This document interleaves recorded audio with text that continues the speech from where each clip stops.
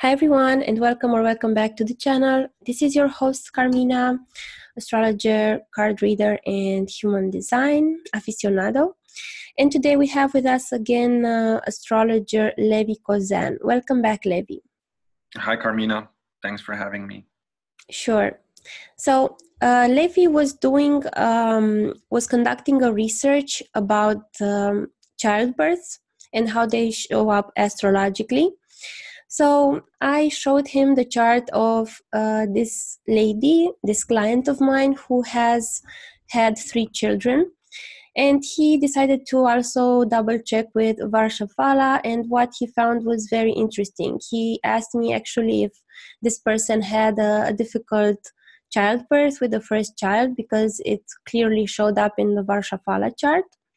And then I asked this person, and she confirmed that indeed it was a difficult delivery. So I thought that this would be an interesting example to show you guys how Varshaphala works. Varshaphala is what they call solar returns. And of course, we have more than we have in Western astrology with solar returns. We also have Shahams. We have other things, and we will see that in Levi's presentation. Levi, do you have a screen for us? Sure. All right. Can you see it? Yes. Yeah. I have to say that this lady had 3 children, the first at 29, the second at 31, and the third at 32. And we're going to be looking at all the births, how they show up in the year chart, and also see how difficult or easy it was on the person. Yes. So go ahead. So Varshaphala, the fruit of the year, right? This is what it means. So the solar return. And so what is important, of course, I'm not going to explain calculations and so on, but I'll just briefly touch on some of the concepts important in reading a Varshaphala chart as I, do it. So what is important is the ascendant, of course. The ascendant is always the self factor. The ascendant lord will be important in the way it connects to certain points in the horoscope, connected to certain areas in life. Then there's the munta, which is an important point, which is Libra in this case. And you can already see that Libra is the 5th house from Gemini. This is the Gemini ascendant. So we see that the ascendant lord, Mercury, is in the 5th house in the munta, which is going to be which is already showing child emphasis, a child focus. Then the Varshapati lord is the year lord, who's Mercury also. See, so here we already see Rahu is there too. Rahu is always important when children are coming, or birth, or any important event, actually. Rahu. But Rahu in Gemini is considered one of the child-giving planets because it's such a intense and drastic change in a person's destiny, right? When you put a child on Earth. And so, yeah, here it's very clear that the focus is that of the ascendant and year lord in the munta, in the 5th house. So the munta will be a year focus. It will be a domain in life, an area in life that year will be very important. And so we're going to look at the condition of that planet, the dignity of that planet. It's Hada, it's Trirashi, it's Navamsha, it's Drekana. Also, it's Panchavargiya Bala, which shows the prominence of the planet, and it's Dvadasha Vargiya Bala, which shows the auspiciousness. And Harsha has to do with the juice that the planet has behind it. Okay, just briefly touching on it. So here we see, for example, that the ascendant Lord Mercury and also Varshapati Lord Mercury has 9.549 points. And so whenever a planet is above 5, let's say, it becomes a player in that year. But above 10, it's going to be very prominent. So around 10, it's like it has good, strength and prominence to make things happen in that year. So it's more than enough. But we see that at Dvadasha Vargiya Bala, the auspiciousness is -12. So this is a very inauspicious ascendant lord. and also Varshapati, year lords. So this shows the person will have to deal with some physical challenges, right? Now, of course, in Varshaphala, we don't singly use the lords of the houses. We use shahams, or in Western astrology or Hellenistic astrology, equivalent to the lots, right? Like the lot of fortune and so on. So here in Varshaphala, it's the Punya shaham. It's what, they're called shahams, which are calculated in a very particular way. It's by combining planets and the ascendant and so on. So it's a very mathematically elaborate and profound system, I think, and it gives amazing results. I think it was Edgar Cayce who said that, the Varshaphala part of astrology, which is, of course, the Persian system, is, one of the most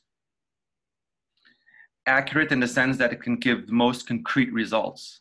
And in here you'll see how simple it really is and how strong the childbirths are indicated with very simple parameters. So the calculations must be there must be something to it, most surely. All right, so the shaham for child delivery was, delivery of the child is the Prashava shaham, which is Aquarius. We also have, there's a progeny shaham, which is, what the word says it, right? It's for conception and so on. So I'm going to look at the Aquarius Rashi to look at how it's connected to the South factors, which are the Lord of the Munta or the Varshapati or the Ascendant Lord, and how they connect. So here, Aquarius is the 11th cusp and 10th cusp Lord. It's also the 9th house from the Ascendant. See? So it has a child, which is the 5th from the 5th, which has a child,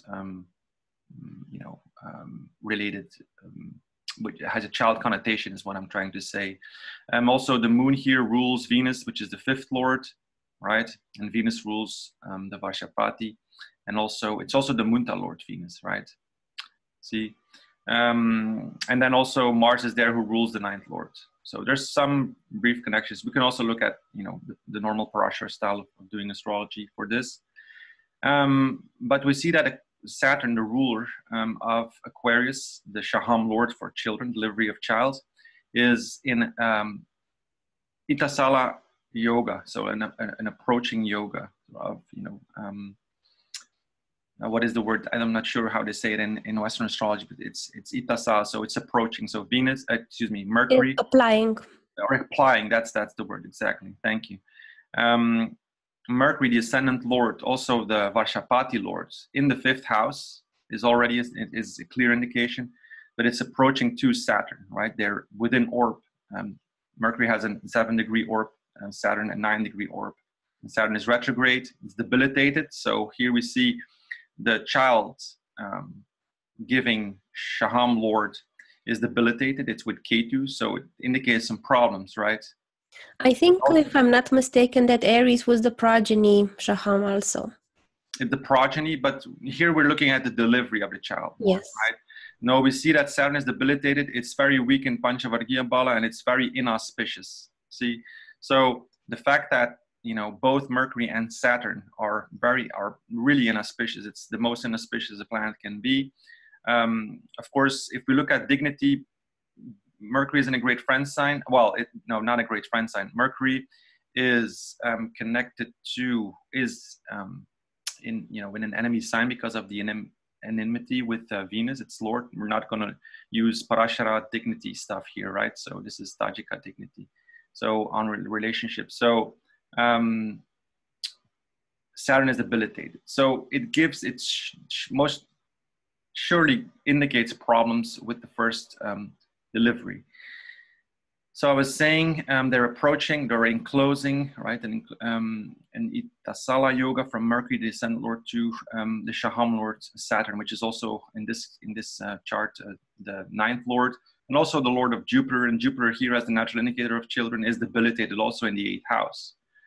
So my first question when you gave me the chart, I said, is something must have been really difficult, but apparently the child was delivered and the child was healthy, but it turned out that the mother had some issues, right?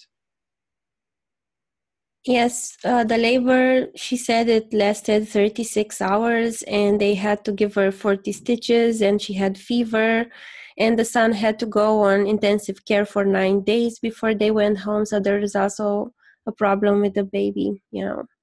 Mm-hmm. Right. See, so Varshaphala can show many things in that respect. I didn't really look further, like in terms of what was really actually supporting it, because if you see a chart like that, it could be really dramatic also. See, but it's not, and so there's some other reasons for that, of course. But here we're just looking at the childbirth, right? So we see the first and ascendant lord and Varshapati lord in the fifth house, enclosing or aspecting its inimical aspect, right? It's an what is it? Open enmity, right? So there's a tension. It shows tension, this opposition here, but it's gonna, you know, make sure that the delivery, the child birth happens, and this is indicated also. Venus, the lord of the fifth, because it's good to have the fifth or ninth lords involved as well in that transit, in the connecting of these planets. And here, you know, that's both. I would prefer the fifth lord, of course, because the ninth is the fifth from the fifth. So most directly would be Venus. Venus and Mercury are not really an aspect, because Venus also has a 7-degree orb, Mercury too. That's 14 degrees. So together they're out of orb, you know, they're combined. They're out of the orb of combined orb, right?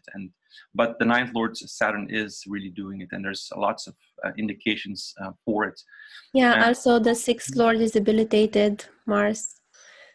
Sixth lord is the ability, and also I think, you know, it's good that if someone would ask you, like, how's with a chart like that, how will my birth chart, my birth, you know, delivery be?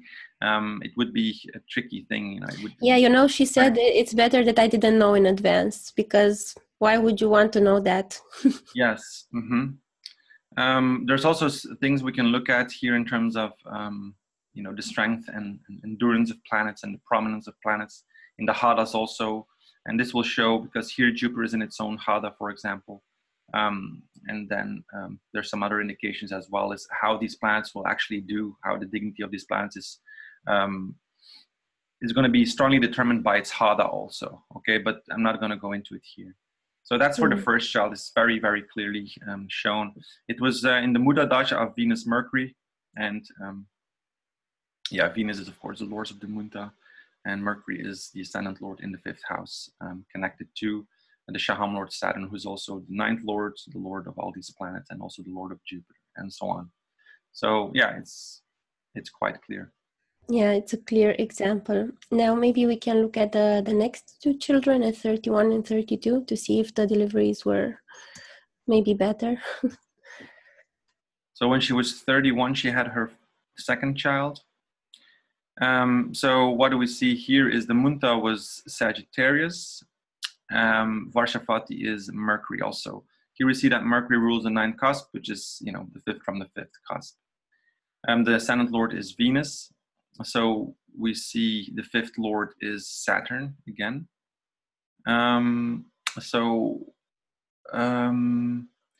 South factors are the Varshaphala, the Munta lord, and the ascendant lord. So we have Venus, Mercury. Venus and Mercury are together, so it's easy to check. And then Jupiter here is also, as the Munta lord, is strong in its own sign in Pisces. Okay, so these guys are not aspecting. So Jupiter is not aspecting Mars, Mercury, or Venus. The Moon and Saturn are in an inimical aspect, and then Saturn and these planets are in an inimical aspect. So there's a lot of you know, tension going on that year, but at the same time we have the sun, which is always going to be important in a Varshaphala chart, because, you know, it's you know, the sun that goes back to its point and to its natal point, and it's in a trine with Saturn, who is the fifth lord. So here we do see some, you know, if we generally look at it, some promise. So what to look at is Venus. Just if we're not taking into consideration Shahams, we see that Saturn, the fifth lord, and the ascendant lord Venus are in 9, 7, so it will be 16, are in a yoga. It's a yoga of tension also. It's a separating yoga. So it doesn't really show much, but they are connected, right? So we have a first and fifth connection. And of course, first and ninth, we have Venus and Mercury here connected in an Ishrafa yoga. Well, it's not technically, right? It's when they're within 1 degree. So, but let's say it's very, very close. It's going to be something that is going to be prominent and important during that year. Whenever you have 2 planets, especially connected to all these Munta, Varshapati points and ascendants and the important Shahams, it's going to show prominence that year. You know, that event will be important. Now let's look at the Shaham. And, you know, the delivery of the child Shaham is Gemini, which is the 9th lord. And this is showing exactly, you know, excuse me, it's in the 11th house, which is also the 7th, the 5th from the 7th house. The 7th is the spouse. And the 5th is, of course, child. So I would look at the 11th more in terms of the husband, right? The partner. So men's chart who get, you know, of which the women, of who the wife delivers a child, or the girlfriend or whatever, because it's the woman that delivers, right? So it's going to be much more prominent in her chart. It should be. And so, yeah, that's also something very interesting, is how we distinguish between men's horoscopes and women's horoscopes, for example, this kind of thing, and see how that also changes. Some areas in life are going to change throughout history, and how cultures evolve, and how, you know, women's rights came and so on. So it's changing, also it's morphing. But this is something that is going to be always like that, right? I mean, at least for the near future, right? Men are not able to deliver children. So, but the 11th house would also be an indication. So yeah, the Shaham is, what is important is that the Shaham is very, very crucial in Varshaphala, like how the way these are assigned certain areas in life, and there's 50, 52, there's even more, but it's so amazing how. I see that sorry to interrupt. I see that the Monta Lord Jupiter is very strong. It has like 13 points. It has +9. It has Harsha. It has a lot of passion, 15, and it's also in its own sign. So yes, that's very good for that, because Jupiter is children in general, and it's also the Monta Lord. So yes, absolutely. And the year before, I mean, 2 years before, when we looked at the first child, we saw that Jupiter was debilitated and so on, with a lot of debilitation. This one should have been better or easier. Then yes. If we look at the Shaham Lord Mercury, it's very prominent. It's still not super auspicious, you know. I mean, it's in fact it's inauspicious, but it's very, very prominent, and it's not like you know, this is, you know, in the dignities in the Vargas, right? It's in 2 Vargas, it's positively dignified. In 7, it's negatively dignified. But combine that with Jupiter here, who's very strong, super auspicious, and has strong passion, I mean, strong strength and juice behind it, very prominent planet. Then also the, the Ascendant Lord is also a little weak here, right? So you see it here. But Jupiter is also the Munta Lord, which is also a self point. And of course, relating to children as the natural indicator, it's going to be more dominant. So I think this one was probably also some tension, surely, but easier than the previous childbirth, for sure. Yeah, the next 2 deliveries, she said they were easy, but you know, the Varshaphala chart shows like everything that happens in that year. So maybe there was some other tension that is not related to children. Yes, because we also see that the 7th Lord Mars is here, and this is an inimical conjunction, is an inimical aspect, right? But it's an open enmity, so it's something that is something clear. Yeah, then it would be showing. It's also a separating. You know, we see that the Ascendant Lord is separating from that point here, and here they're in a neutral relationship, and so it's not really going to tell too much. We also see that the Moon is whenever the Moon connects to the two yoga-giving planets, let's say, it's going to be more prominent. And here we see that the Moon is approaching 2 Mercury and 2 Venus. This is a very important point, making it even more significant. See, this is a powerful point. All right, should we move on to the next one? Yes. So the next, her last child was 32. Yes, at her 32nd birthday.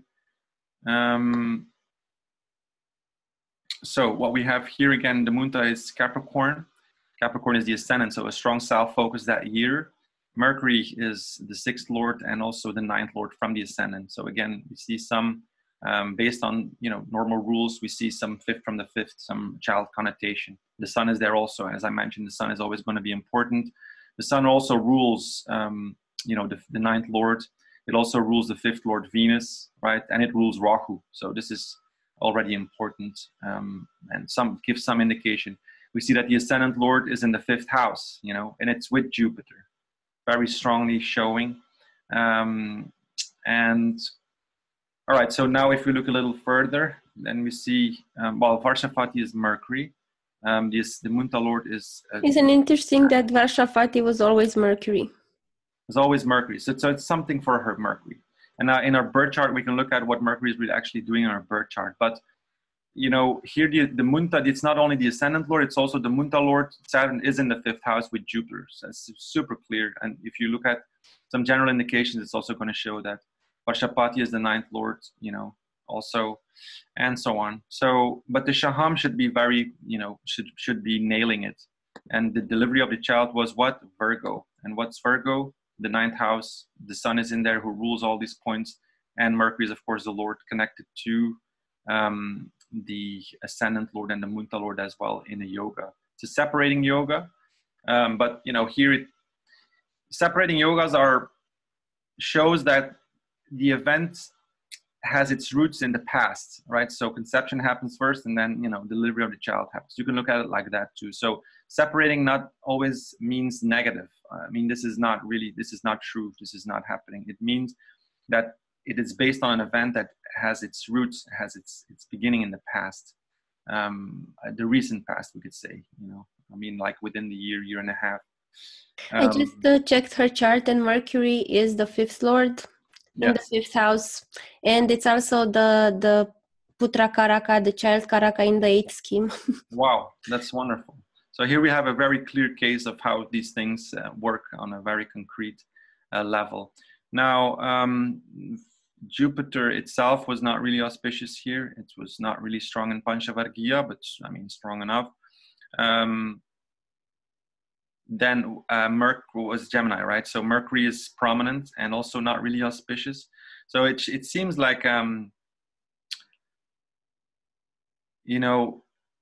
that whenever she gave birth, it should have been like a quite stressful time for her. If you look at the auspiciousness to all these points, let's see, the most important planet here is the moon, which is very auspicious that time, which is her relationship, the 7th house. So maybe she got more support during that period of her spouse or something like that. Like there was more supportive. If you look at Shaham wise, what Cancer represents, it's auspicious, right? It's the Punya Shaham, which is the point that you can really benefit from that year, who's super auspicious. So in general, I see that. I'm sorry. I see that Mars is like really, really strong that year. In terms of Harsha, it's also in its own sign, and it's the 4th sign and 11th lord. So maybe she had more satisfaction with that year, because we're now looking at just childbirth, but there was, everyone has a lot going on in a year, not just Absolutely. one. And also, it's the point that you bring up about dignity is very important. Dignity is crucial. It's showing so much and also whether a planet falls in its Hada, Trirashi, Draken, or Navamsha is going to be important. So here, let's say, I don't really see any points here. Just one second. Well, Mars falls in its Trirashi, so Mars definitely was going to be an important player. And Mars is ruling what? So we had Cancer as a Punya Shaham, like auspiciousness, 7th house stuff is going to be very auspicious for her that year. And also considering then, look at this is perfect, Mars is her soul planet also, so. Now, yes, and Mars, if we look at Scorpio Shaham, for example, and also for that matter, Aries, but it's in the sign of Scorpio, so it's going to be more prominent. Then we can see, for example, just scan through it, Scorpio. I saw other work in the second one. Here?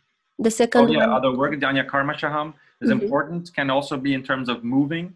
Yes. Like a move, because Mars is of course the Karaka. I don't know if she actually moved because Mars is also the fourth lord from the ascendant. I would look more at the house cusp, but it is the fourth lord from the ascendant. Anya Karma is very important. It's in its own sign. I don't know, maybe she moved that year or something like that, if it's connected I'm gonna ask her. because it's super strongly connected to the ascendant lord and also the Varshapati lord, the Munta lord, excuse me. You know, and there's some tension involved, but here we see like this tension is making things happen, right? So yeah, that would be also interesting to see and to know how it played out for her, like Scorpio. Anya Karma Shaham works really well for moving. You see some other Scorpio here.